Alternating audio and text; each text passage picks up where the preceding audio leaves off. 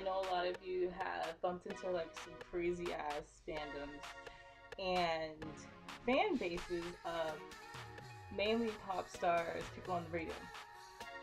So today is a great day to bring this up because I did explain, or like I briefly stated in my other video that I used to be a stan or whatever. So this means like I was a big fan of like Rihanna and Lady Gaga at a time, a long time ago in my life. And so now I'm fluent in critiquing whatever I want to whenever I want to. So I just felt like I was getting too mature to sit up here and lie and defend people. Like, just basically a stan is someone who just defends bullshit. You can enjoy music videos as much as you want, but there's a point where they'll just start lying out their ass, saying things like Rihanna can actually dance, Lana Del Rey is a good singer, just coming out their ass with like all types of crazy stuff. It's cute because like these people don't even pay them to defend their craft. So Rihanna, for instance, Rihanna loves negative publicity. It doesn't have to be good. It doesn't have to better her image. Like, she wants a dirty, raw, bad girl image. That's her thing. Reaching out to her fans on a lot of websites, and Instagram is the biggest thing for her because now we get a window into her actual life. I mean, Anna, here's a picture of me with my girls. Plant life, we smoking up in here. Waiting, motherfucking big bitches. Oh, me, Anna. People actually get mad when they cross other people like talking shit about Rihanna. It's like she loves negativity. Like, how is this damaging her? Like, I can understand if you're talking about like Beyonce, for instance. She has this angelic kind of aura, and like people love to just say, how could you hate on this black angel? Oh god, you can't. Like, okay, that's a little bit more understandable, but like there's reasons to hate Rihanna. I just don't understand why defending someone who likes that attention makes you feel any better. Rihanna released a video today, and it was for Where Have You Been? That was my favorite song off the album, I guess, when I first bought it in November a long time ago, because right now I'm just looking at this TV screen, this computer screen, like, what the hell am I watching? Like, she has choreography in the video, which is like, thank God, because she never usually does. And it's just like, people actually said she was good in it and on beat, and like, I'm watching this and I'm like, this isn't what y'all are really talking about. Rihanna's a really good dancer. Like, you should have seen the clips that they cut out from behind the scenes.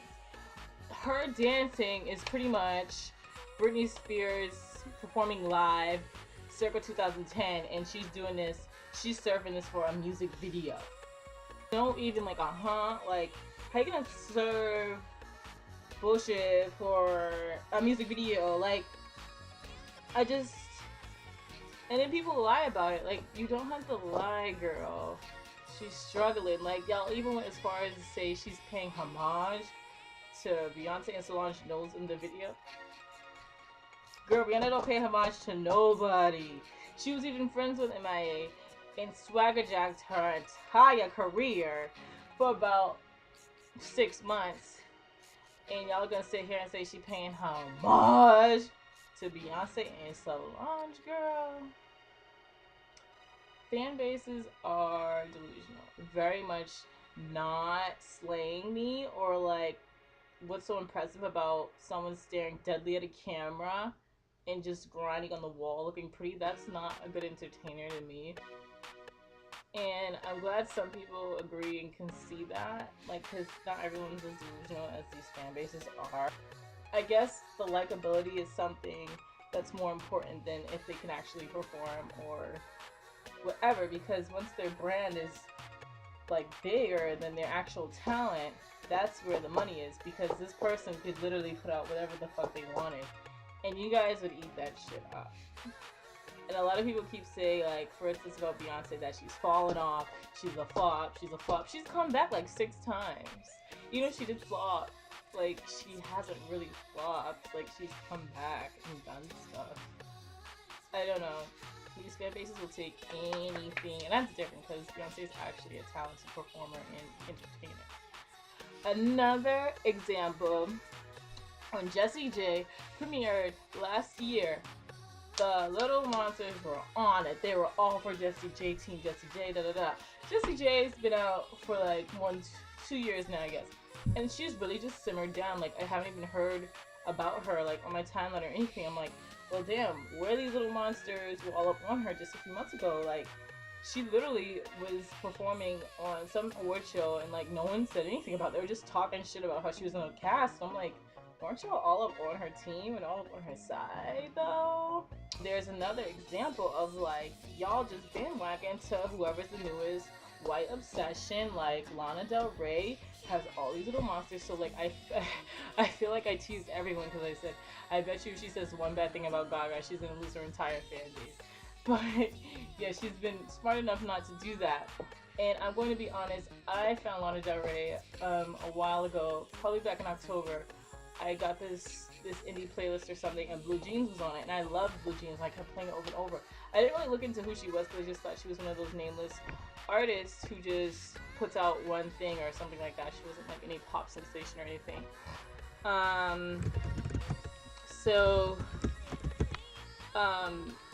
Later on, I caught on that she was going public, and I was like, oh god, I love her, because I love that one song. I saw Little Monsters hopping on her bandwagon, and I'm like, oh my god, this can't be happening. Like, she's actually a different type of artist coming out, and now she's gonna be ruined before she even really comes out, because like, once people blow up and out of proportion, especially that's what happens now when everyone's discovered on YouTube and stuff like that, it's like you can't savor anything.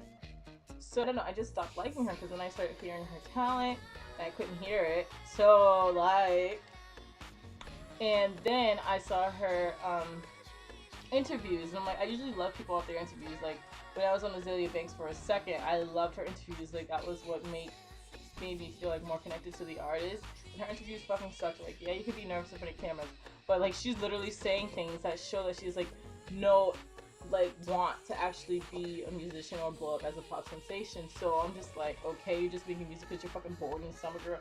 Like, goodbye. Of course, you know, Miss Rihanna took 6 years to cover Vogue, and this one over here took 6 months to cover the Vogue. And I'm just like, who is you? The worst SNL performance of all time? Or like, the fan base is really pushed someone because no one knew about her unless she, if she didn't get a fan base like Gaga's fan base. Okay, girl. And I don't even get into Justin Bieber and One Direction, all of them. That's literally for younger kids. You're a younger kid and you're obsessed with someone. I completely grasp that. When I was like 10 years old, I was obsessed with Lil Bow Wow. I had all his posters everywhere, and I know his music was shit, but that didn't matter. He was a really cute rapper, and he was really cute, and he was cute. And that was my only love in my life, and I used to just write his name 100 times, and I cried because I could never get a ticket to his concert, and like all types of stuff. I understand that you're a kid, you're supposed to just fall in love with these little boys and little girls singing their hearts out and stuff like that. But when you're over the age of 19, well 18, and you're acting as delusional as 13 and 14-year-old girls over an artist who doesn't even know anything about you, won't even follow you back, won't follow you back. At what point do you feel like it's too much? Like, where's your breaking point? Fan base breaking point was one Monday morning. I woke up. There's an incident that happened with Lady Gaga. Like, she came off real smart to somebody about saying she was like, she carries herself like she's the upcoming Madonna. Like, let's be honest, she carries herself as if she's been out for 10 years, like she's the master of the game. When girl, you only been big since 2010, you need to sit down. So that's what already had me mad about Gaga. Then all this Rihanna stuff I was seeing on her timeline, like she's just cussing out people as usual, per usual. But I don't know, it just annoyed me so much more that day. But then someone posted a link to Katy Perry. Okay, Katy Perry, who has not had any new material since, well, she put out Part of Me, but basically she's been going on the same material since summer 2010 with Teenage Dream. she comes out with a cover to Niggas in Paris. That's is bullshit. It's not even about talent. It's not about music.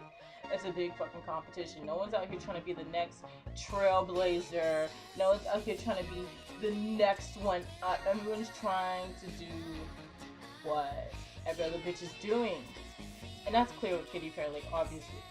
But I was just like, that's my breaking point. And to this point, like, I mean, at this time, I'd rather critique everything as much as I want to and not be a part of some gang, some family. You know, like, I'd rather just do it free wing myself. I am my fucking fan base, and all these other hoes is a non-motherfucking factor. Okay, Tammy. Okay. Oh god, you guys, I probably totally lost the challenge. My video is like 18 minutes long.